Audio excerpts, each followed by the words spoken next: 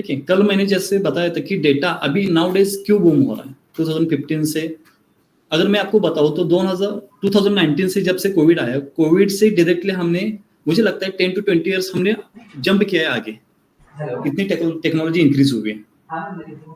अगर कोविड ना आता तो हमारी टेक्नोलॉजी अभी वैसे ही चलती रहती, लेकिन उसके बाद इंटरनेट का यूज हो, जस्ट सेकेंड,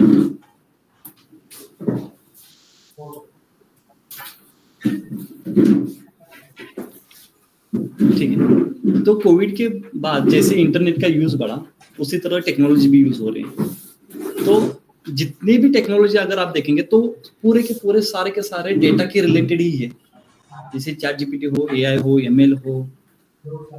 तो डेटा के बारे में आप बहुत सारे एप्लीकेशन यूज करते हो, अभी भी यूज करते हैं, लेकिन आपको पता नहीं कि एक्चुअल में that is a data science और that is application related to AI और मशीन लर्निंग। तो मैं थोड़े एप्लीकेशन में आपको बताता हूँ। रियल लाइफ में आपने डीमार्ट कभी ना कभी विजिट किया होगा। जाते टाइम सोचते हैं 5-6 प्रोडक्ट लेके आएंगे, आते समय 10-15 लेके आते हैं, करेक्ट। इसके पीछे है डेटा साइंस, उसको बोलते हैं एसोसिएशन रूल और मार्केट बास्केट एनालिसिस। उनको पता है कि कौन से प्रोडक्ट के साथ कौन सा प्रोडक्ट रखना चाहिए, पेस्ट के साथ टूथब्रश, मिल्क के साथ बिस्किट। ये जो वेरिएशन है, जो रिलेशन है, बाकी प्रीवियस जो ट्रांजेक्शन हुए उसमें देखते हैं कि कौन से ऐसे प्रोडक्ट्स है जो मैक्सिमम एक साथ परचेस किए हैं साइमल्टेनियस, मतलब ये भी परचेस किया और ये भी परचेस किया। अगर 100 में से 99% किसी एक प्रोडक्ट के साथ दूसरा प्रोडक्ट परचेस हुआ है उस ट्रांजेक्शन में, देन दे विल से कि दिस दो product correlated between each other, ऐसे वो समझते हैं और वो एक साथ प्रोडक्ट रखते हैं। तो ये खाली हो गया डीमार्ट का। उसी तरह अगर आप देखेंगे यूट्यूब, नेटफ्लिक्स, आप जो भी वॉच करते हैं उसका जो हिस्ट्री होता है, सारा का हिस्ट्री रिकॉर्डेड होता है। आप कौन सा एडवर्टाइज देख रहे हैं, कौन सा स्किप कर रहे हैं, कौन से ऐड आप कंटिन्यूस देख रहे हैं, कौन सा वीडियो आप लाइक कर रहे हैं, कौन सा लाइक कमेंट कर रहे हैं, कौन सा वीडियो कमेंट कर रहे हैं, सारे के सारे उसके पास डेटा होता है। उसी के बेस पे आपको रिकमेंडेशन दिया जाता है। अगर सपोज आपने बाहुबली 1 सर्च किया तो सजेशन में बाहुबली 2 ही मिलेगा आपको, सर्च करके देखें। तो ये तो पूरा डेटा का एनालिसिस, तो डेटा वहां तक यूज किया जाता है। तो डेटा से आपका बिहेवियर भी प्रिडिक्ट किया जाता है कि आप किस टाइप के पर्सन, लाइक इंस्टाग्राम। अगर 4-5 रील अगर आप किसी, देखिए कल ही मैंने क्रिकेट के बारे में मैंने कुछ लाइक्स किया, अभी मेरा रील वो पूरा का पूरा क्रिकेट से भरा हुआ है, रोहित शर्मा और विराट कोहली, पूरा का पूरा। तो इंस्टाग्राम से क्या होता है, अगर आप सोचेंगे तो इंस्टाग्राम से हमारे पूरे लाइफ में एक ड्रॉबैक हुआ है। क्या बता सकेंगे? ये मेरा पर्सनल एनालिसिस है। इंस्टाग्राम से हमारे पूरे के पूरे सारे के सारे लाइफ, सारे लोगों के लाइफ में एक प्रॉब्लम हुआ है, लेजी हो गए सब सर। शॉर्ट वीडियो देखने की आदत पड़ गई, लॉन्ग वीडियो नहीं देख सकते अभी। सेम, ठीक है। और उससे मैं आगे जाके बताता हूँ, हर 5 मिनट में आपका इमोशन चेंज होता है, ज्यादा पर्सनलाइज होता है, अटेंशन स्पैन कम होता है, करेक्ट। हर 5 मिनट में आपका इमोशन चेंज, अभी हंस रहे, बाद में 5 मिनट में रो भी सकते हैं। 5 मिनट में एंग्री मोड भी हो सकता है आपका। 5 मिनट में और बड़ा टाइम स्पैन बोला, 2 मिनट बोलना चाहिए मुझे। 2 मिनट में 4 रील्स होते हैं, 4 रील में आपका कन्वर्जन हो जाता है angry to crime mode.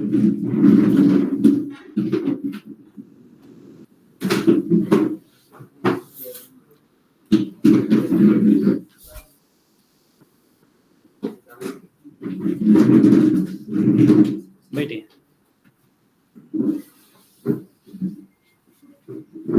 Online member, just a second.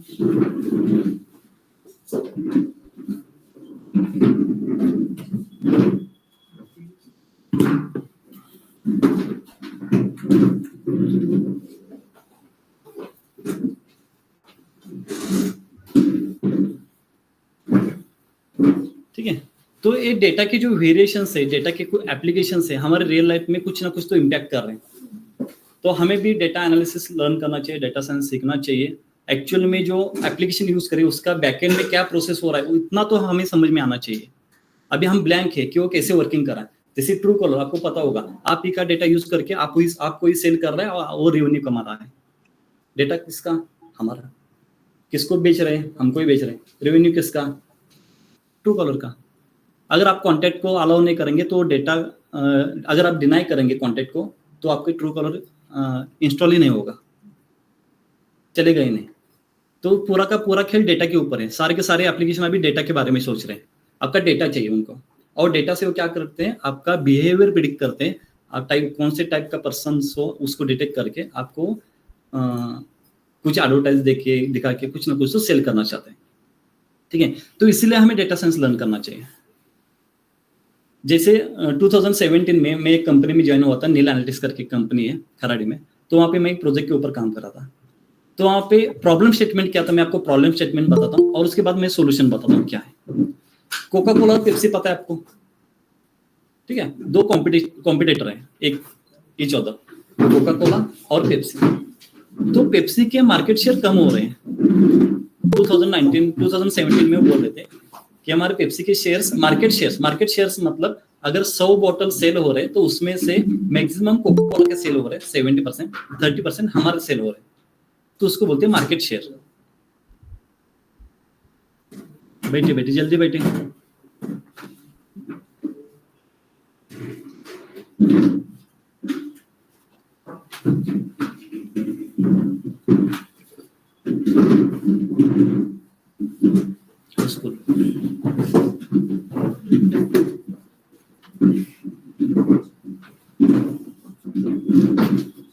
ठीक, तो उनका पेप्सी का प्रॉब्लम क्या था कि हमारे मार्केट शेयर कम हो रहे हैं। जहां पे 50-50 बॉटल सेल हो रहे थे वहां पे अभी 70-30 का सेल हो रहा है। Just a second. हेलो, हाँ लेक्चर मध्ये बोला की। ठीक है। हाँ, तो मार्केट शेयर कम हो रहे हैं, जैसे कि 70-30 या 80-20 हो रहे हैं, तो 100 में से एटलीस्ट 50-50 सेल होंगे तो उनका प्रॉफिट है। तो उनका यही प्रॉब्लम था। तो उन्होंने डेटा हमें दे दिया। डेटा में ऑलमोस्ट मिलियंस ऑफ ऑब्जर्वेशंस थे और 400 to 500 वेरिएबल्स थे। वो सारे के सारे डेटा को एनालिसिस करना था। एनालिसिस अभी आप लर्न करेंगे, मैं डायरेक्टली आपको ऑब्जेक्टिव बताता हूँ और उसके आंसर्स भी बताता हूँ। तो हमने ये पाया कि इस पूरा एनालिसिस करने के बाद हमें ये पता चला कि जो पेप्सी के आउटलेट्स हैं, जो डिस्ट्रीब्यूटर्स होते हैं, वो सारे के सारे मोस्टली रूरल एरिया में थे। और उस टाइम और अभी भी रूरल एरिया में से जो यंग एज है अभी जॉब रिगार्डिंग या एजुकेशन रिगार्डिंग सिटी में आ रहे हैं, उनको पॉपुलेशन भी था वहाँ पे। तो वहाँ पे रहेंगे कौन? Teen age, older. ओके, वो तो इस टाइप के जो कोल्ड ड्रिंक्स होते हैं एक्वायर नहीं करते। तो वहाँ पे पेप्सी का ऑटोमेटिकली सेल डाउन हो गया, एक्सपेंडिचर ज़्यादा हो गया, रेवेन्यू कम हो गया। और कोका कोला थे सारे के सारे अर्बन में थे। तो उनको एक ही सोल्यूशन मिला, रूरल में सारे के सारे आउटलेट क्लोज करना है मोस्टली, और अर्बन में स्टार्ट करना है। तो इतना सिंपल एनालिसिस करने के लिए हमें एटलीस्ट 3 to 4 years लगते हैं। 3 to 4 years एटलीस्ट। तो वो रोड मैप नहीं बताएंगे आपको, वे नहीं बताएंगे कैसे जाना है। उनको खाली ऑब्जेक्टिव पता है कि मुझे सोल्यूशन बताइए, मैं क्या करूं। या आपको ही डिफाइन करना है कि ऑब्जेक्टिव क्या है, सोल्यूशन क्या है, और कैसे एनालिसिस करना है, आपको खुद डिफाइन करना है। तो वो बताएंगे कि मुझे मार्केट शेयर मेरे कम क्यों हो रहे हैं, मुझे बताइए, उसके ऊपर मुझे काम करना है। बाकी कुछ नहीं बताएंगे किस वेरिएबल में क्या है, कौन सा डेटा है, सारा का सारा डेटा थ्रो करेंगे और बोलेंगे कि आप करके दो मुझे, खुद ही फाइंड आउट करें। तो हम ऐसे नहीं बोल सकते कि आपकी टेस्ट क्वालिटी कम है, डायरेक्टली नहीं बोल सकते, ऐसे थोड़ी ना होता है।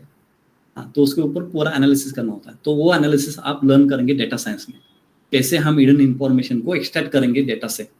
ओके, जैसे मैंने बोला डेटा माइनिंग, डेटा को हम माइन करेंगे और ऐसी इंफॉर्मेशन निकालेंगे जो वैल्यूएबल हो, पॉजिटिव हो या निगेटिव हो, लेकिन इंपॉर्टेंट होनी चाहिए हमारे बिजनेस के लिए। ठीक है, अभी रूरल में आउटलेट है, नेगेटिव पॉइंट है, लेकिन बिजनेस के लिए इंपॉर्टेंट है। ठीक है, उसी तरह हमें डेटा को रीड करना है और एनालिसिस करके डेटा को डेटा से इंफॉर्मेशन एक्सट्रैक्ट करना, दैट्स इट। तो उसके लिए चाहिए पहले स्टैटिस्टिक्स, सेकंड चाहिए लैंग्वेज, देन डेटा साइंस के कुछ एल्गोरिथम्स या टेक्निक्स। ठीक है, अभी जो मैं आपको बताऊंगा स्टैटिस्टिक्स, वो सारे के सारे हम पाइथन में यूज करेंगे।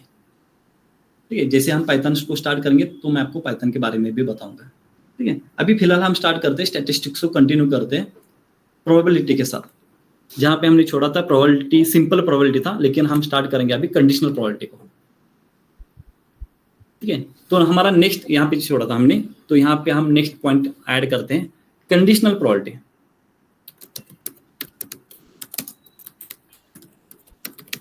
ठीक है। कंडीशनल प्रोबेबिलिटी क्या होता है? ऐसी प्रोबेबिलिटी जो कंडीशन के बेस पे है। अभी हम सिंपल प्रोबेबिलिटी को देखते हैं फिर से एक बार। सपोज मुझे रेड कार्ड चूज करना है कार्ड में से, तो उसकी प्रोबेबिलिटी क्या होगी बताइए? रेड कार्ड की 1/2, ठीक है। अगर इसको सॉल्व नहीं करेंगे 26/52, ये सिंपल प्रोबेबिलिटी होगी, डिनोमिनेटर चेंज नहीं होगा। लेकिन यहाँ पे कंडीशन क्या है देखिए, मुझे रेड कार्ड फाइंड आउट करना है। अदरवाइज मैं ऐसे समझता हूँ कि मुझे फेस कार्ड फाइंड आउट करना है। Okay, P for probability, face card find out करना है। इसको बोलते हैं गिवन, पब्लिक को बोलते हैं गिवन, और मुझे गिवन दिया है रेड कार्ड्स, ठीक है। गिवन मतलब ऑलरेडी मेरे पास है। गिवन का मतलब क्या है? ऑलरेडी मेरे पास है, जो मेरे पास है उसी में से मुझे प्रोबेबिलिटी निकालनी है। अब रेड कार्ड कितने होते हैं? कार्ड में 26, तो 26 को ही कंसिडर करना है डिनोमिनेटर में। डिनोमिनेटर कितना होगा? 26। अभी 52 नहीं, गिवन नहीं होता तो 52 कंसिडर करेंगे। अभी उन्होंने बताया कि आप इसको यूज करो, आप इसको कंसिडर करो, तो डिनोमिनेटर क्या होगा आपका? 26। उसमें से फेस कार्ड कितने हैं? 8, हाँ करेक्ट। कितने? 6 red card, 6 black card, total 12। Total 12 cards होते हैं फेस, जिसके कार्ड के ऊपर फेस होता है किंग क्वीन जैक, 4 + 4 + 4 12। तो उसमें से 6 ब्लैक 6 रेड, तो इसकी प्रोबेबिलिटी होगी 6/26, ठीक है। तो गिवन जो होता है वो डिनोमिनेटर में होता है, सिंपल। अभी मैं आपको कुछ क्वेश्चन बताऊंगा, आप मुझे आंसर देंगे। Probability of 2 given U1, dice throw कर रहे हैं हम, डाइस थ्रो कर रहे हैं। अब मुझे प्रोबेबिलिटी चाहिए कि 2 आने के चांसेस क्या है जब गिवन U1 है। 1/3। करेक्ट, 1/3। इवन कितने नंबर्स होते हैं? 3, 2, 4 एंड 6, और 2 वाला 1, ठीक है। Good, next.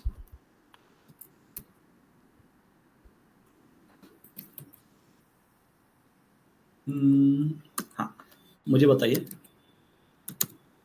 Twin given face card, probability of queen given face card. बताइए फेस कार्ड कितने होते हैं? 12। तो डिनोमिनेटर में क्या होगा? 12 होगा। सिंपल, इतना तो समझ में आना चाहिए ऑब्वियसली। हाँ, 4/12, ठीक है। गिवन में जो होता है वो डिनोमिनेटर में होता है, इतना याद रखना है। अब मैं आपको पूछता हूं, फेस गिवन क्वीन, बताइए।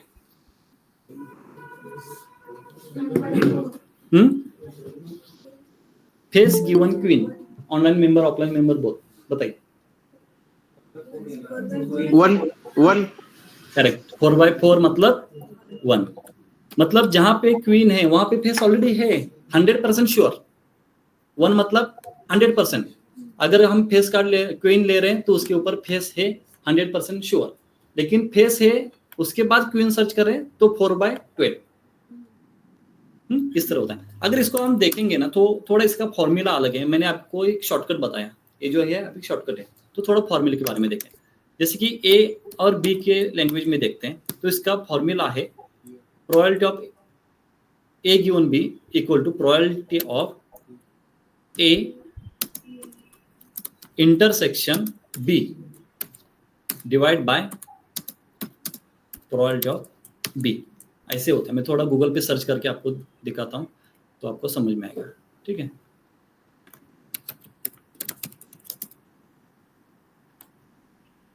ये क्या है अबाउट दिस टाइम, ठीक है।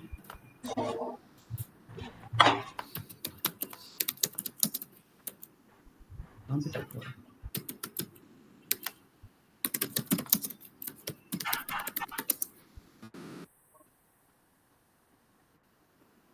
What happened?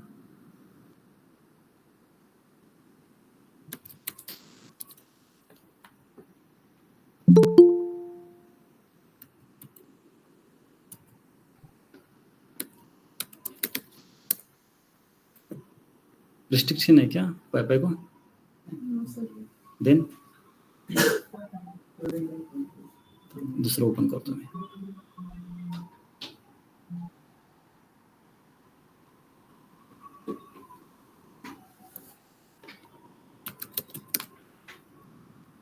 कुछ तो अलग सीन चल रहा है यहाँ पे।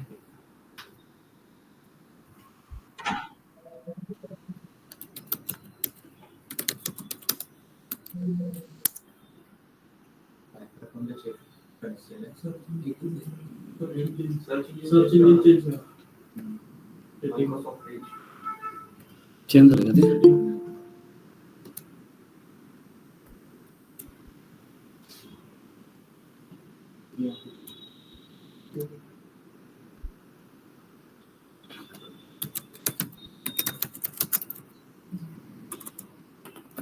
कंडीशनल प्रोबेबिलिटी, ओके गुड, ठीक है ठीक है,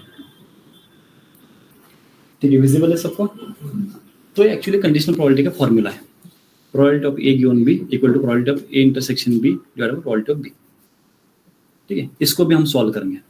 देखो कोई भी एक एग्जांपल लेते हैं, इसी एग्जांपल को सॉल्व करेंगे, क्वीन गिवन फेस को, ठीक है। पहले हमें फाइंड आउट करना है probability of A intersection B, ठीक है। ए मतलब क्या है हमारा? क्वीन। बी मतलब क्या है? फेस, ठीक है। क्वीन और फेस में दोनों में कॉमन कितने हैं? 4 कॉमन है, ठीक है। तो उसकी प्रोबेबिलिटी होगी 4/52। टोटल में से देख रहे हैं ना, अभी कॉमन नहीं है, ठीक है। Divide by probability of B. B मतलब क्या है यहाँ पे? फेस। फेस की प्रोबेबिलिटी क्या होगी? 12/52। अगर आप थोड़ा मैथमेटिक्स जानते हैं तो 52 अगर रिवर्स करेंगे तो 52 कैंसिल हो जाएंगे, आंसर वही होगा। थोड़ा मैथमेटिक्स जानते हैं, डिनोमिनेटर ऊपर आएगा तो उसके डिनोमिनेटर न्यूमरेटर चेंज होते हैं, ठीक है। तो आंसर यही होगा। तो ये इजी है, मतलब अंडरस्टैंडिंग के लिए। ये फॉर्मूला की वजह से यहाँ पे थोड़ा डिफिकल्टी लगता है आपको, ठीक। इसको बोलते हैं कंडीशनल प्रोबेबिलिटी। आपको आगे जाके कहीं ना कहीं इसका यूज है डेटा साइंस में बहुत जगह, because statistics all about probability. Mathematics और स्टैटिस्टिक्स दोनों ब्रांच अलग है। मैथमेटिक्स में 100% आंसर वही होगा, स्टैटिस्टिक्स में ऐसा नहीं। स्टैटिस्टिक्स में होती है प्रोबेबिलिटी, कोई भी 100% श्योर शॉट नहीं बोल सकता, may be may not be, 95%, 98%, 99%। लेकिन मैथमेटिक्स में आप 100% श्योर बोल सकते कि यही हो। तो इसीलिए मैथमेटिक्स और स्टैटिस्टिक्स को अलग किया है, ठीक है। तो ये प्रोबेबिलिटी है, ठीक है। यहाँ तक किसी को डाउट?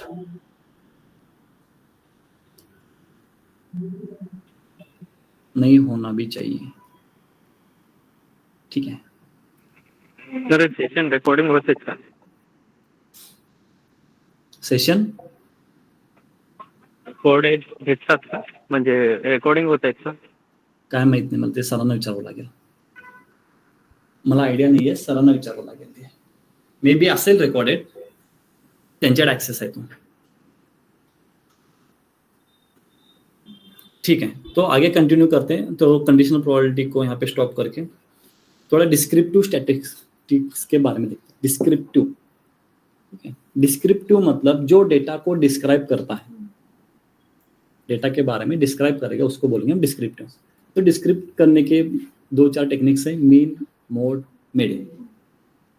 Mean, mode, median. तो इससे हमें डेटा का बिहेवियर समझ में आता है। तो इसी को बोलते हैं डिस्क्रिप्टिव स्टैटिस्टिक्स, जो डेटा को डिस्क्राइब करता है, ठीक है। मीन मतलब एवरेज, आपको पता है, ओके। लेकिन फॉर्मूले के साथ मैं आपको दिखाता हूँ। यहाँ पे सैंपल जो हम कलेक्ट करते हैं उसको बोलते हैं एक्स बार। सैंपल मीन को बोलेंगे हम एक्स बार, ठीक है। इसीलिए यहाँ पे एक्स बार का नोटेशन है।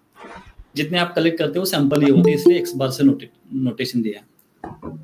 X i divide by n, और समेशन होता है जो यहाँ पे देखिए i running from 1 to n। Suppose मेरे पास 10 सैंपल्स हैं, तो 10 सैंपल मतलब x1 x2, यहाँ पे n नंबर कितने हुए? 10 तक, x1 plus x2 plus x3 plus up to x10 plus. Summation मतलब प्लस एडिशन, और उसको n से डिवाइड करना, मतलब 10 से डिवाइड करना है, ठीक है, कितना सिंपल है।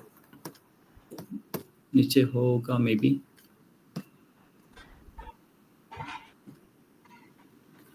जैसे कि सपोज मेरे पास कुछ वैल्यूज है, मैं रैंडमली कुछ वैल्यूज लेता हूँ,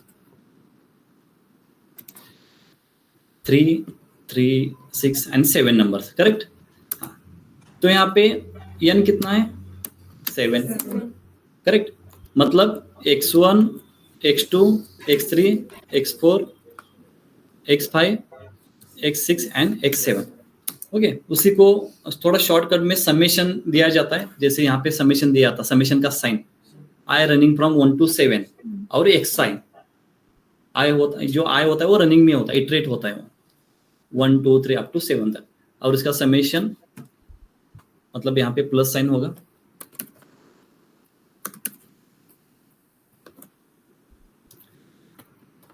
और डिनोमिनेटर में क्या होगा, नंबर, तो इसको मैं ब्रैकेट करके डिवाइड बाय 7 n। तो इसका आंसर जो होगा वो हमारा x बार होगा।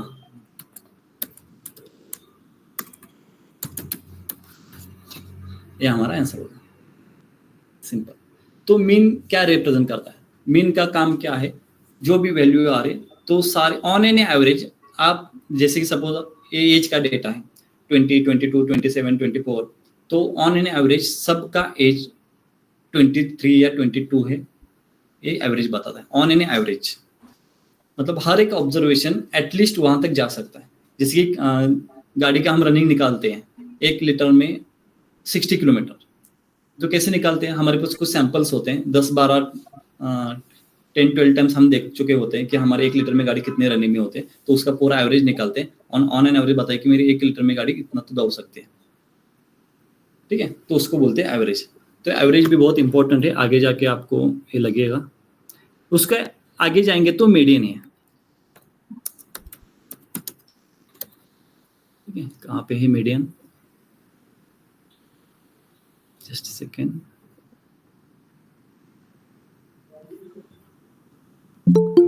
मीडियन।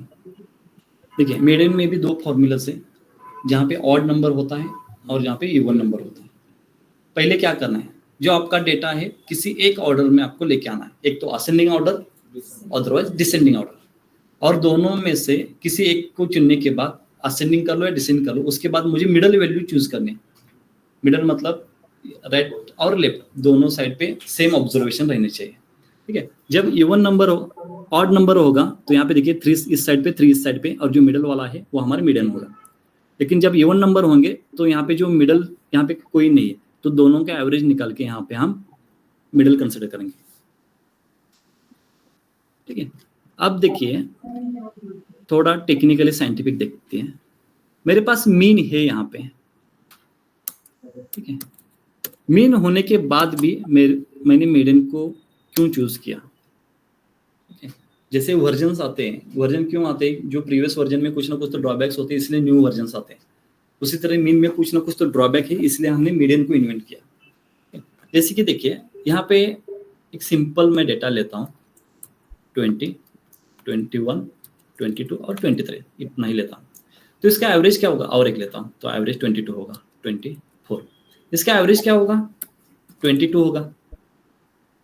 इसका मीन क्या होगा, 22। तो मैं इसको इंटरप्रेट कर सकता हूँ कि ऑन एन एवरेज सबका एज 22 है, ऐसे मैं इंटरप्रिटेशन दे सकता हूँ, और वो वैलिड भी है। थोड़ा माइनर एरर है 21, 24 उतना चलेगा, लेकिन ऑन एन एवरेज में बोल रहा हूँ। लेकिन सपोज कोई एक बंदा है जो मेरे क्लास में, उसकी एज है 40, सपोज कंसिडर कर लो, तो इसका एवरेज क्या होगा,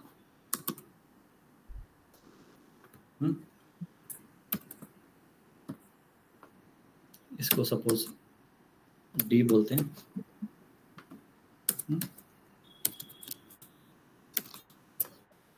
डी बाय, ये सपोज ये पाइथन है, पाइथन को आप बाद में देखेंगे, तो इसका एवरेज होगा 25। तो मैं ऐसे नहीं बोल सकता कि ऑन एवरेज सबका एज 25 है, ऐसा नहीं बोल सकता, बिकॉज ऑलमोस्ट 22 वैलिड आंसर है और 21 आंसर वैलिड है, लेकिन इसको मैं 25 नहीं कंसिडर कर सकता। सपोज यहाँ पे 40 की जगह कोई एक 50 है, तो आपका आंसर होगा 27। तो 27 ऑन एन एवरेज सारे स्टूडेंट का एज 27 है, ऐसा इंटरप्रिटेशन में कभी नहीं दे सकता। अगर यहाँ पे मैं मीडियन निकाल दूं तो इसका मीडियन क्या होगा? तो मीडियन से मैं इंटरप्रिटेशन दे सकता हूँ कि ऑन एन एवरेज सबका एज 22 है। समझ में आ रहा है? तो जहां आपके डेटा में आउटलायर्स होते हैं, आउटलायर म्हणजे जो आपका डेटा छोड़ के कहीं अदर लाई करता है, आपका डेटा मैक्सिमम 20 to 23 है, वहां पे लाइक करने की जगह वो किसी अदर जगह पे लाइक कर रहा है, मतलब उसको बोलते हैं आउटलायर। जिस डेटा में आउटलायर होता है वहां पे मीन वर्किंग नहीं कर सकता, यूज नहीं कर सकते और वर्किंग भी नहीं करेगा, बिकॉज मीन आउटलायर सेंसिटिव है। मध्ये जाऊन नाव टाकायचं. मीन आउटलायर सेंसिटिव है, आउटलायर बदलेगा तो आपका मीन भी बदलेगा, लेकिन मीडियन आउटलायर सेंसिटिव नहीं है। यहाँ पे आप 50 ले लो या 500 ले लो, आपका मीडियन चेंज नहीं होगा। सगळ्यात मला हे दे. करेक्ट, 50 लो, 500 लो या 60 लो, आपका आउटलायर चेंज नहीं होगा, कहीं पे भी मूव नहीं होगा। ठीक है, तो याद रखना आगे जाके डेटा साइंस में इंटरव्यू में भी बहुत सारे क्वेश्चन, एक बार क्वेश्चन पूछा गया है कि मीडियन क्यों यूज करना है, वाई मीडियन, मेरे पास मीन है तो मीडियन क्यों। तो इस एग्जांपल के साथ आपको समझ जाना आना भी चाहिए कि मीन की वजह से हमारा इंटरप्रिटेशन रॉन्ग हो सकता है, so we can use median. ठीक है, नेक्स्ट पॉइंट। ठीक है, मीडियन का फॉर्मूला मैं आपको दिखाता हूँ।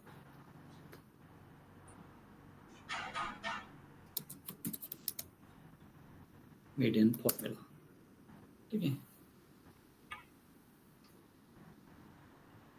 n+1 divide by 2, tooth number TH, value मतलब आंसर नहीं, ये पोजीशन निकल के आएगी। यहाँ पे 7 है, 7/2, 6 है, 6/2 क्या होगा?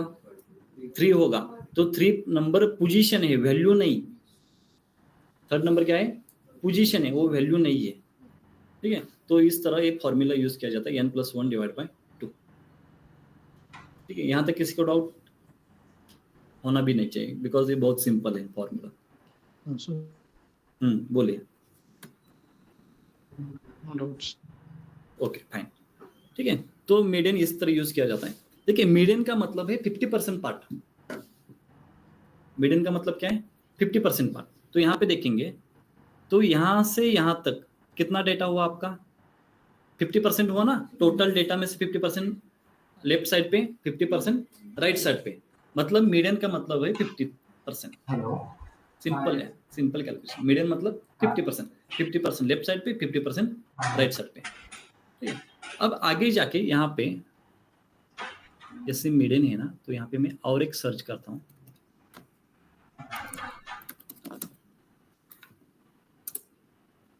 क्वार्टाइल। ठीक है, ये जो मिडल वाला है इसको बोलते हैं मीडियन। इसको Q2 भी बोला जाता है, क्वार्टर 2। जैसे कि हमारे ईयर्स में भी होते हैं क्वार्टर 1, क्वार्टर 2, क्वार्टर 3 क्वार्टर्स होते हैं, लेकिन 4 पार्ट्स होते हैं। ठीक है, 3 पार्ट्स होते हैं, लेकिन Q1, Q2, Q3 होते हैं, लेकिन 4 पार्ट्स हैं। यहाँ पे भी देखिए 25, 25, 25 के 4 पार्ट्स हुए। इसको बोलते हैं Q1, इसको बोलते हैं Q2, इसको बोलते हैं Q3। Q2 मतलब मीडियन, Q1 मतलब 25th परसेंटाइल, 25th, Q3 मतलब 75। जितना वो एरिया कवर किया है उसको परसेंटेज में कंसिडर करेंगे। यहाँ से स्टार्ट करेंगे 25%, 50%, 75%, 100%। तो Q1 में कितना डेटा कवर होता है? 25, Q2 में 50, Q3 में 75। Q2 मतलब मीडियम, Q2 मतलब मीडियम। ठीक है, गुड। तो इसका फॉर्मूला अलग है, थोड़ा बहुत ज्यादा अलग नहीं, सेम सिंपल है। n+1 डिवाइड बाय 4 मैं यहाँ पे लिखता हूँ। यहाँ पे मीन हो गया, मीडियन हो गया। अब यहाँ पे देखें हम क्वार्टाइल। ठीक है, क्वार्टाइल्स होते हैं Q1, Q2, Q3। Q1 मतलब 25, Q2 मतलब 50%, Q3 मतलब 75%। इसका जो फॉर्मूला है, Q1 का फॉर्मूला देखिए यहाँ पे, n प्लस 1 ब्रैकेट में divide by 4th observation. Data के 4 पार्ट्स करेंगे तो उसमें से जो पहला आएगा वो 25 होगा। ठीक है, जैसे कि मेरे पास यहाँ पे सपोज n है 11 नंबर्स, n होगा 11 नंबर, तो थर्ड नंबर पोजीशन मेरा क्या होगा, Q1 होगा। थर्ड नंबर पोजीशन Q1 होगा। अब यहाँ पे मैं क्या करता हूँ, यहाँ पे देखिए एक I को भी लेके आता हूँ यहाँ पे और इसको भी I में कन्वर्ट करता हूँ। ठीक है, जैसे मैं यहाँ पे Q1 पुट करूंगा मतलब I की वैल्यू क्या होगी, 1 होगी, तो इसका भी 1 होगा, तो यहाँ पे कुछ चेंजेस नहीं होंगे, एक्चुअली आंसर 3 मिलेगा। लेकिन जैसे इसको मैं Q2 करूंगा, I की वैल्यू क्या होगी 2, ये भी क्या होगा 2, 12/2 24, 24/4 24 डिवाइड बाई 4 6, मतलब वो हो जाए Q2। जैसे यहाँ पे I की वैल्यू 3 होंगे तो यहाँ पे 3, ओके, तो इसका आंसर 12 इंटू 3 36, 36 डिवाइड बाई 4 9। जैसे I चेंज करेंगे वैसे Q1 Q2, मतलब ये जनरलाइज फॉर्मूला है।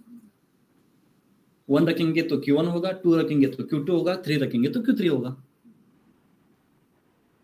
समझ में आ रहा है, कुछ डिफिकल्ट लग रहा है, सिंपल है, Q1 Q2 Q3। आगे जाके इसका भी हम यूज करेंगे। जैसे क्वार्टाइल है उसी तरह डिसाइल भी है। जैसे डेटा के 4 पार्ट्स होते हैं उसी तरह डेटा के 10 पार्ट्स करता है। 10 पार्ट्स मतलब D1 D2 up to D10।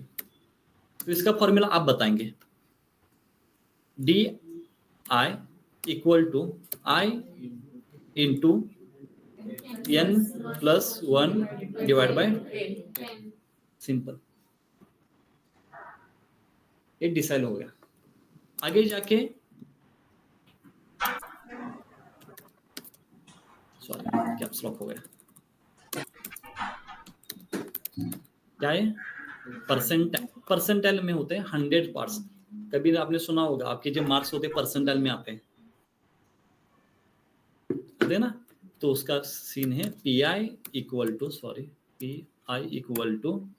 I into n plus 1 divide by 100, quartile decide percentile. Simple formula याद रखेंगे तो सारे के सारे कैलकुलेशन आ जाएंगे आपको, कुछ डिफिकल्ट नहीं है। क्वार्टाइल्स में 4 पार्ट्स होते हैं, डिसाइल में 10 पार्ट्स होते हैं, परसेंटाइल में 100 पार्ट्स होते हैं। ठीक है, तो आगे जाके देखेंगे हम इसको पाइथन में कैसे सॉल्व करेंगे। ठीक है, तो यहाँ पे हो गया थोड़ा डिस्क्रिप्टिव स्टैटिस्टिक्स, मीन मोड बाकी है। वेट मोड मतलब मोस्ट फ्रीक्वेंट वैल्यू। ठीक है, यहाँ पे अभी मेल फीमेल बैठे, तो कौन मैक्सिमम है, मेल या फीमेल, मेल, तो हमारा मोड होगा मेल। मोस्ट फ्रीक्वेंट वैल्यू को बोलेंगे हम मोड। तो यूनी मोड हो सकता है, बाय मोड हो सकता है, ट्राई मोड हो सकता है, और नो मोड भी हो सकता है। मतलब सपोज मेरे पास अलग अलग लैपटॉप से लिनोवा, आसूस, सैमसंग सबके काउंट्स में कर रहा हूँ और हाईएस्ट काउंट देखना चाहता हूँ, लेकिन हाईएस्ट पे 2 लैपटॉप से सेम नंबर पे 15-15, तो किसी को एक नहीं चूज करेंगे, उसको बोलेंगे कि बाय मोड, मतलब 2 मोड है वहां पे एक ही नंबर के। अगर सेम के 3 होंगे तो ट्राई मोड, अगर 4 होंगे तो बोलेंगे नो मोड, मतलब वहां पे मोड ने सब मोस्ट ऑलमोस्ट इक्वल है। ठीक है, तो यूनी मोड, बाय मोड और ट्राई मोड। जहां पे मोड, मीडियन और मीन इसकी वैल्यू सेम होती है, ठीक है, मीन, मीडियन और मोड सबका कैलकुलेशन वैल्यू एक ही शो करेगा, तब उसको बोलते हैं डेटा को सिमेट्रिक डेटा। क्या बोलेंगे हम, सिमेट्रिक डेटा। सिमेट्रिक डेटा में क्या होता है, मीन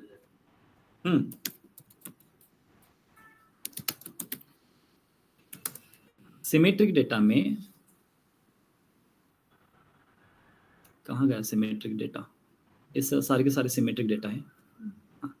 तो यहाँ पे देखिए जो सिमेट्रिकल डेटा है, मीन, मीडियन और मोड सारे एक ही वैल्यू रिप्रेजेंट करते हैं, उसको बोलते हैं सिमेट्रिक डेटा।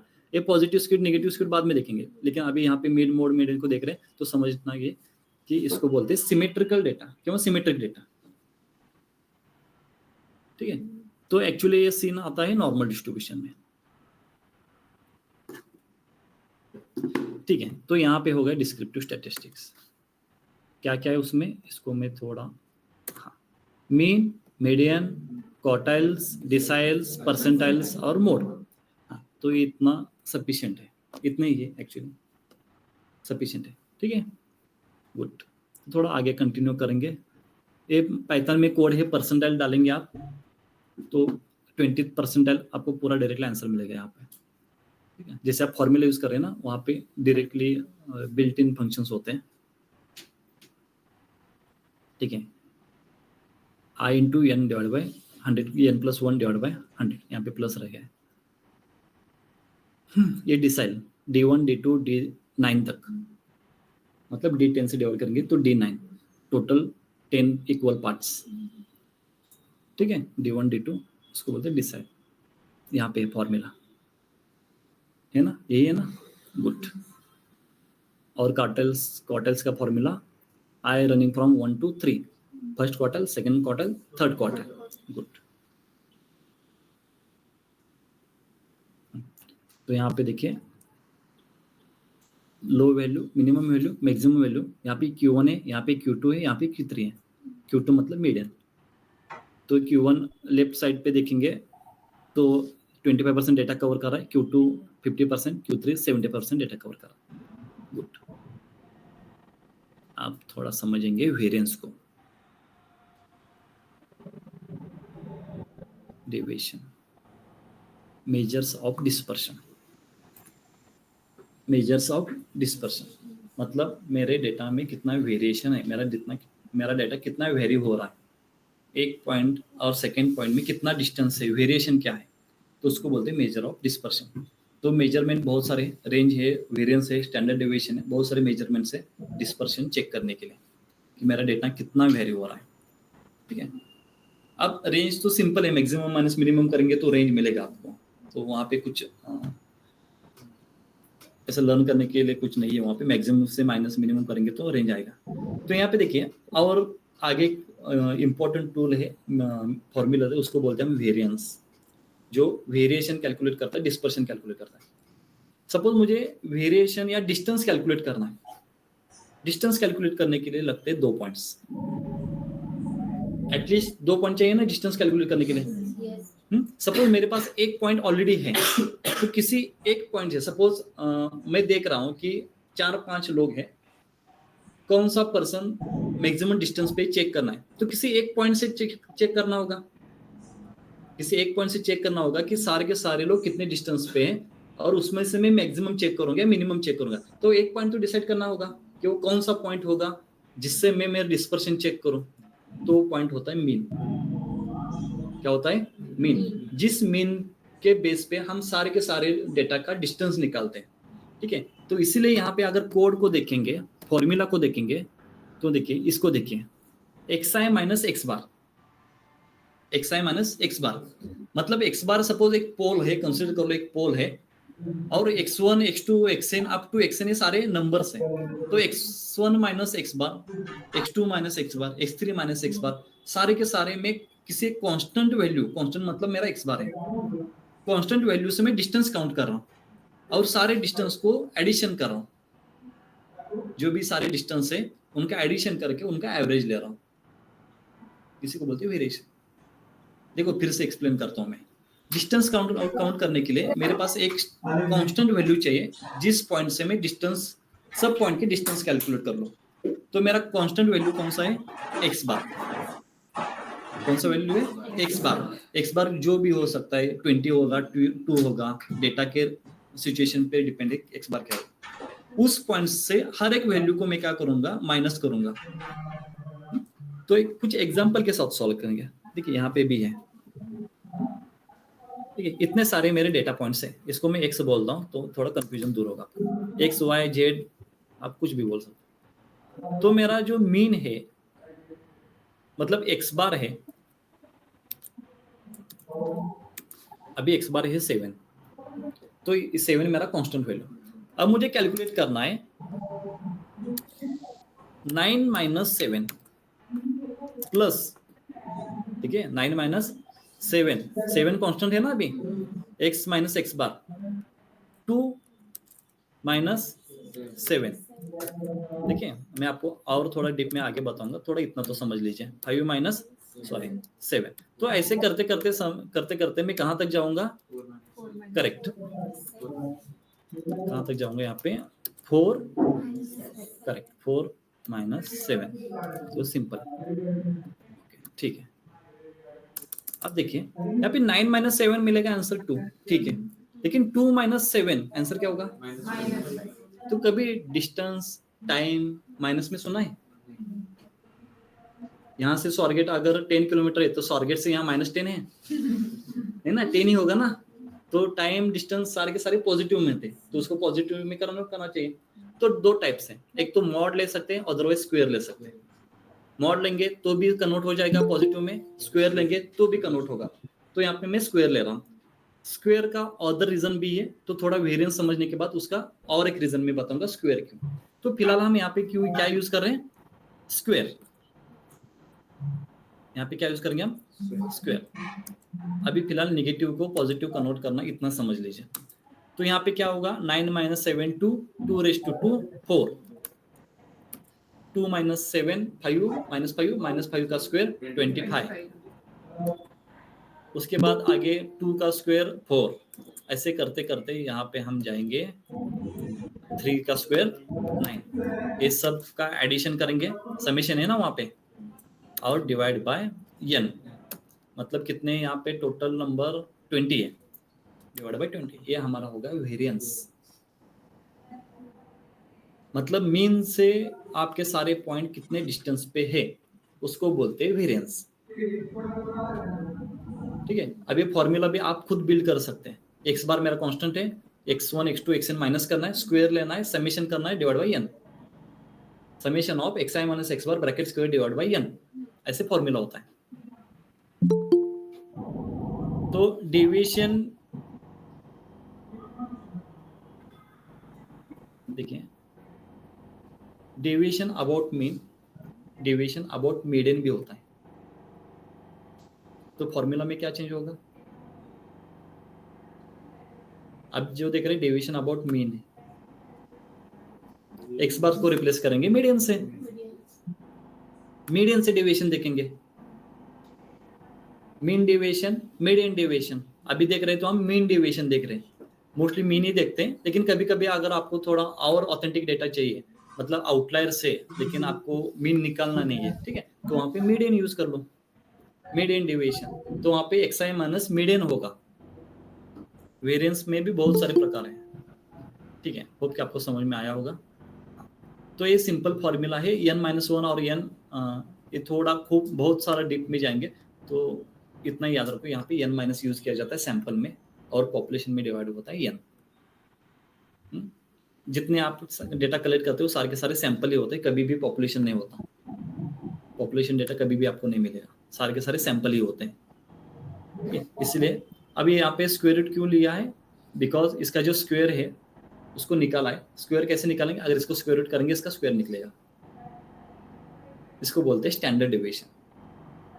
देखिए यहाँ पे है sample variance.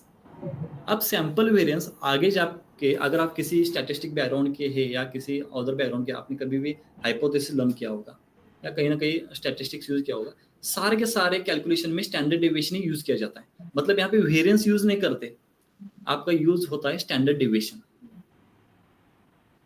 X bar minus mu divide by s divide by root n, ऐसे बहुत सारे फॉर्मूलाज है, वहाँ पे ओनली स्टैंडर्ड डेविएशन यूज किया जाता है, स्क्वायर नहीं यूज किया जाता। क्यों, इसका रीजन है कि जैसे आप स्क्वायर लेते हैं तो इसका जो यूनिट है वो स्क्वायर में चला जाता है।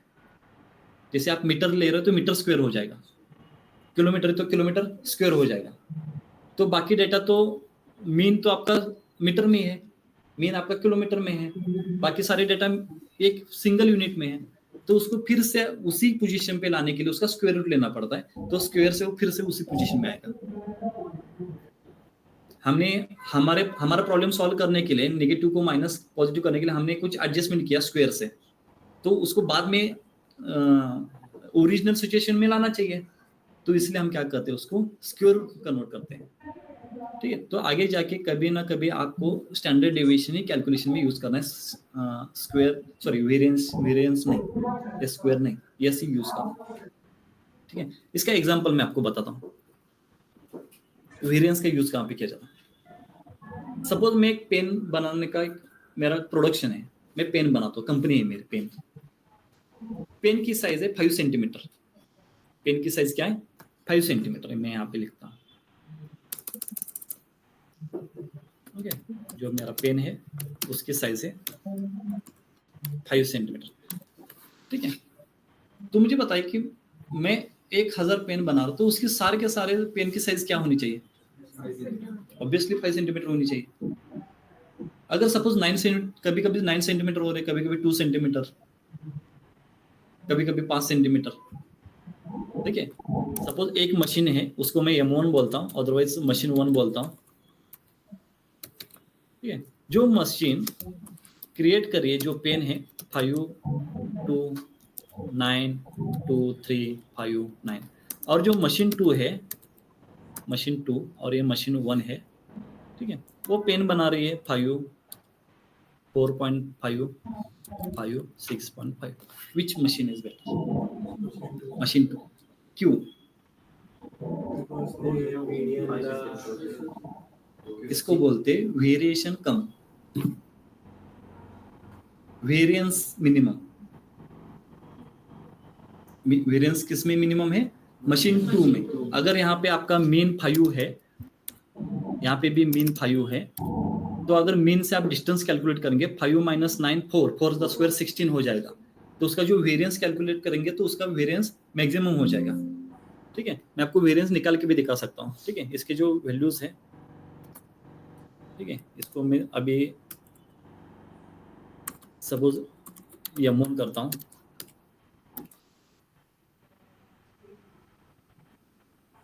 मेरा भी लैपटॉप स्विच ऑफ होगा, जस्ट अ सेकेंड।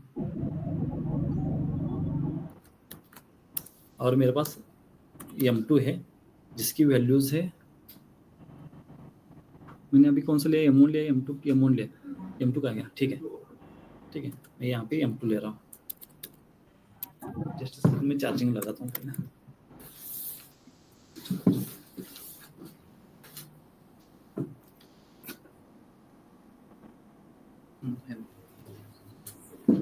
M4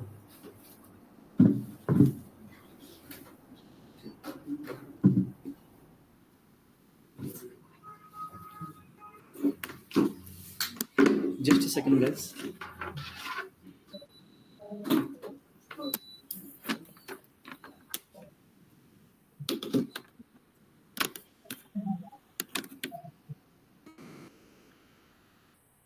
ठीक है, ठीक है, यहाँ पे अगर मुझे थोड़ा पाइथन यूज करना पड़ेगा।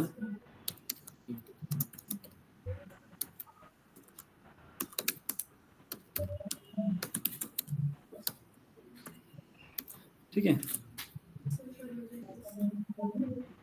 ओके, ब्रैकेट, और यहाँ पे 9 की जगह 5 होना चाहिए, करेक्ट।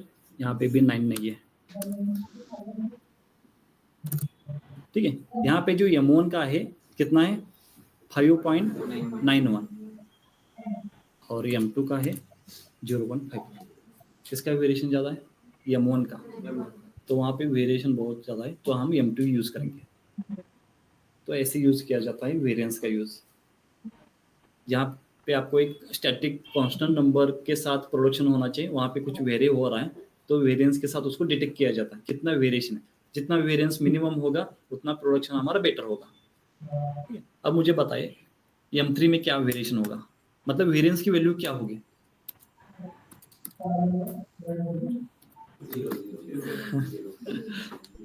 वेरिएंस हमारा होगा 0, बिकॉज मीन 0 सॉरी मीन 5 होगा, 5 माइनस 5 5 माइनस 5 सब 0 हो जाएगा, तो यहाँ पे वेरिएशन 0। तो कैलकुलेशन करने की जरूरत भी नहीं होनी चाहिए, आप ऑब्जर्व करते समय आपको पता होना चाहिए यहाँ पे वेरिएशन क्या है, मिनिमम है मैक्सिमम। यहाँ पे वेरिएशन क्या होगा, 0। मतलब अगर कंपेयर करूंगे M3 is the best machine. ठीक है, तो ऐसे किया जाता है यूज वेरिएंस का। और उसी तरह अगर एसटीडी करेंगे तो स्टैंडर्ड डेविएशन आपको मिलेगा, standard deviation M1 M2 M3, इस तरह स्टैंडर्ड डेविएशन भी एक वेरिएंस का ही रोल है, लेकिन उसका यूनिट अलग होता है, इसलिए स्टैंडर्ड डेविएशन यूज करते हैं। ठीक है, किसके डाउट यहाँ तक? नहीं, गुड। देखिए यहाँ पे 2 ग्राफ है, फर्स्ट ग्राफ सेकेंड ग्राफ। कौन से ग्राफ में वेरिएशन ज्यादा है? सेकेंड ग्राफ में, ठीक है, और फर्स्ट में वेरिएशन कम। Good, okay fine. Decile percentile, अगर क्यों न्यू मेंबर्स है तो मेरा नाम है प्रज्योत पाटिल, ठीक है, प्रोनाउंसिएशन थोड़ा डिफिकल्ट है, फिर भी मेरा ही नाम है।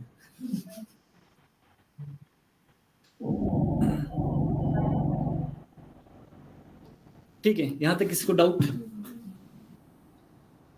Conditional probability, mean, mode, median, quartile, decile, percentile, standard deviation, variance.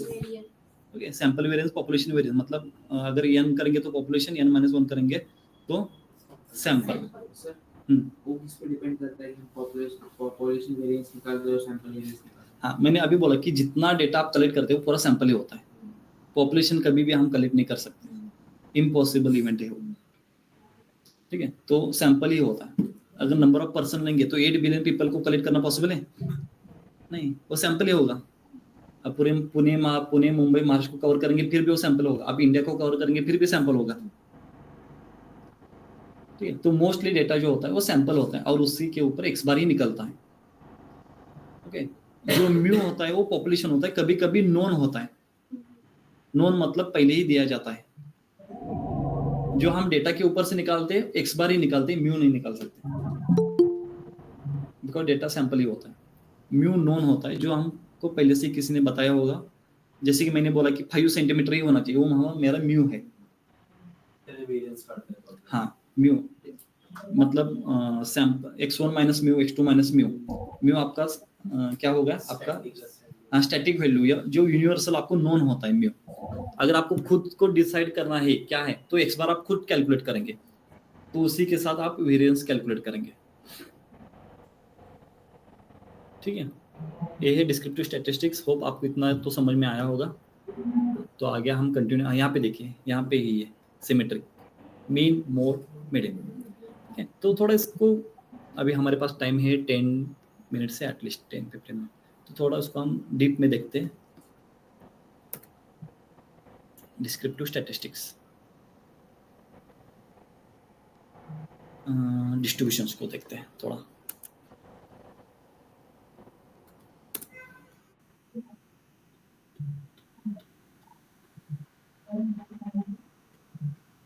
ठीक है, कभी डिस्ट्रीब्यूशंस पढ़ा है, सुना है कभी ना कभी तो?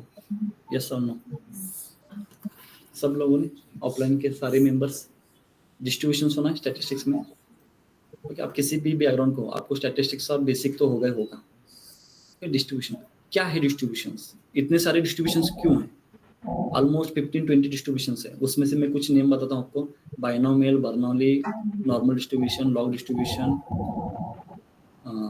Hyper geometric distribution, chi-square distribution, T distribution, F distribution, normal distribution, ऐसे बहुत सारे डिस्ट्रीब्यूशंस है। तो इतने सारे डिस्ट्रीब्यूशंस क्यों चाहिए? हमें तो लर्न करना ओनली नॉर्मल डिस्ट्रीब्यूशन, हमारे लिए इंपॉर्टेंट है इसलिए। तो इतने सारे डिस्ट्रीब्यूशंस क्यों हैं? मतलब क्या उनका रोल क्या है एक्चुअली? डिस्ट्रीब्यूशन इन्वेंशन करने का रीजन क्या है? आज एक, कल एक, परसों एक, ऐसे करते करते हमारे पास अभी 15 to 20 डिस्ट्रीब्यूशंस हो गए। तो डिस्ट्रीब्यूशन का मैं आपको एग्जांपल के थ्रू मैं आपको बताना चाहता हूँ कि डिस्ट्रीब्यूशन क्यों इंपॉर्टेंट है। डिस्ट्रीब्यूशन मतलब एक स्ट्रक्चर होता है, अगर उस स्ट्रक्चर में आपका डेटा फिट हो गया, उस स्ट्रक्चर में अगर आपका डेटा फिट हो गया तो उसके बारे में मैं पूरा बता सकता हूँ। फॉर एग्जाम्पल, मेरे पास एक स्ट्रक्चर है, ठीक है, एक स्ट्रक्चर है, उस स्ट्रक्चर में आपका कोई भी गॉड, उस मेरे स्ट्रक्चर में कोई भी एक गॉड अगर फिट हो रहा है, जैसे कि गणेश गॉड है, मेरे स्ट्रक्चर में फिट हो रहा है, तो मुझे आइडेंटिफाई होगा कि ये गणेश गॉड है, उसके बारे में पूरी हिस्ट्री बता सकता हूँ। ठीक है, सपोज मेरे पास एक एक और स्ट्रक्चर है, उसमें से शिव जी का मतलब शिव जी का गॉड फिट हो रहा है, तो उसके बारे में मैं पूरी हिस्ट्री बता सकता हूँ। मतलब स्ट्रक्चर पे फिट होने के ओनली बेसिस पे मैं पूरी हिस्ट्री बता सकता हूँ। फॉर एग्जाम्पल, और एक एग्जाम्पल के थ्रू बताता हूँ। जैसे कि सपोज मैं आपको बोलूंगा कि आपको जाके अभी टाइगर को टच करना है, करेंगे? क्यों नहीं करेंगे?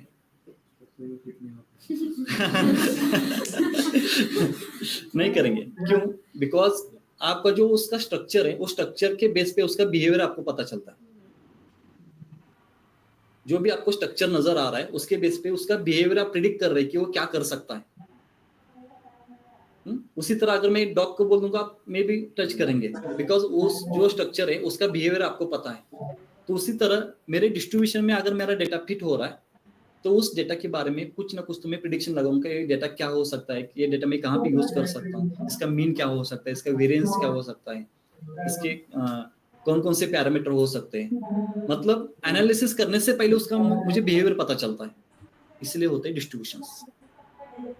तो हमें बेस्ट डिस्ट्रीब्यूशन हमें चाहिए डेटा साइंस के लिए नॉर्मल डिस्ट्रीब्यूशन। जो भी डेटा है नॉर्मल डिस्ट्रीब्यूशन में फिट होना चाहिए, दैट्स इट। बाकी कुछ नहीं चाहिए हमें।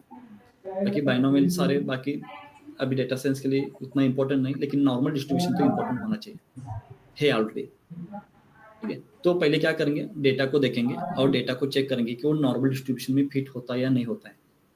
और होता है तो मेरे आगे के जो कुछ एनालिसिस है उसके लिए उसके अजम्पशन सेटिस्फाइड होंगे या नहीं होंगे, उसके स्ट्रक्चर के बेस पे मैं डिसाइड कर सकता हूँ। बिकॉज कुछ ना कुछ तो यूज करने के लिए अजम्पशंस होते हैं। जैसे कि मुझे 12th में जाना है तो 11th पास होना नेसेसरी है, कंडीशन है। 11th पे जाना है तो 10th पास होना नेसेसरी। उसी तरह कोई भी एक एप्लीकेशन या कोई भी फॉर्मूला अप्लाई करने के लिए एक कंडीशंस होती हैं। उस कंडीशन को फॉलो होने के बाद ही हम आगे जा सकते हैं। अगर मेरा डिस्ट्रीब्यूशन फॉलो कर रहा है डेटा, तो कंडीशन मुझे समझ में आता है कि ऑटोमेटिकली सेटिस्फाई हो रहा है कंडीशन, मुझे चेक करने की कोई जरूरत नहीं है। ठीक है, अगर मेरे पास डिस्ट्रीब्यूशन नहीं है तो मुझे ईच एंड एवरी टाइम मुझे वो कंडीशन चेक करने होंगे कि मेरा डेटा ये कंडीशन सेटिस्फाई कर रहा है क्या, वो कंडीशन सेटिस्फाई कर रहा है क्या, मीन मोड मीडियन सेम है क्या। अगर मेरा डेटा सिमेट्रिक है ना, तो मैं ब्लाइंडली बोल सकता हूँ कि मेरा data mean mode median same है, अगर सिमेट्रिक स्ट्रक्चर में है तो वहां पर मुझे निकालने की कोई जरूरत नहीं है, बस इजीली बोल सकता हूँ। ठीक है, तो एक काम होता है डिस्ट्रीब्यूशन का। तो उसमें से एक मेजर डिस्ट्रीब्यूशन है जो वेरी इंपॉर्टेंट है, उसका नाम है, देखिए यहाँ पे कुछ डिस्ट्रीब्यूशंस है ऑलरेडी, देख लीजिए, नोट डाउन कीजिए, पिक्चर लीजिए, वॉट एवर यू वांट। ठीक है, तो उसमें से एक जो distribution normal distribution, very very very very important data science के लिए। ये भी थोड़ा पता होना चाहिए, लेकिन ये बहुत ज़्यादा पता होना चाहिए। ठीक है, नॉर्मल डिस्ट्रीब्यूशन। ठीक है, मैं आपको कुछ एग्जांपल बता दूं तो आपको समझ में आएगा नॉर्मल डिस्ट्रीब्यूशन क्या है।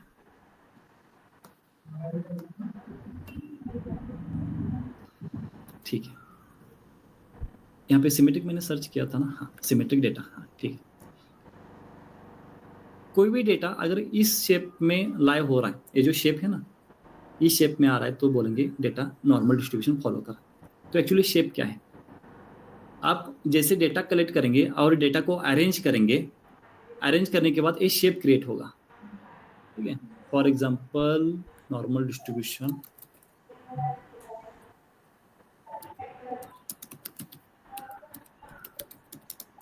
Shape persons. ठीक है, मे बी यहाँ पे आएगा, हाँ। देखिए, अगर मैं आप सबके हाइट ले लूँ और सबको मैं अरेंज कर लूँ, तो एक ऐसा पैटर्न आएगा कि मैक्सिमम लोग 5.5, 5.7, 5.8 के इन बिटवीन होंगे मैक्सिमम। कुछ लोग होंगे जो 2.3 फीट पे होंगे, और कुछ लोग होंगे तो 9 फीट 10 फीट ऐसे होंगे। 10 फीट नहीं होगा, बट 8 फीट 9 फीट होंगे। तो ये जो पैटर्न है वही दर्शाता है, किसी एक पॉइंट पे आपका डेटा मैक्सिमम है, कोई भी पॉइंट हो सकता है। अभी हमारे डेटा में हाइट में ले रहे इसलिए वो 5.7 5.8 हो रहा है। जैसे जैसे हम नीचे जाएंगे तो डेटा कम होता जा रहा है, मतलब पीपल कम है। जैसे जैसे हम आगे जाएंगे वहां पे भी डेटा कम है।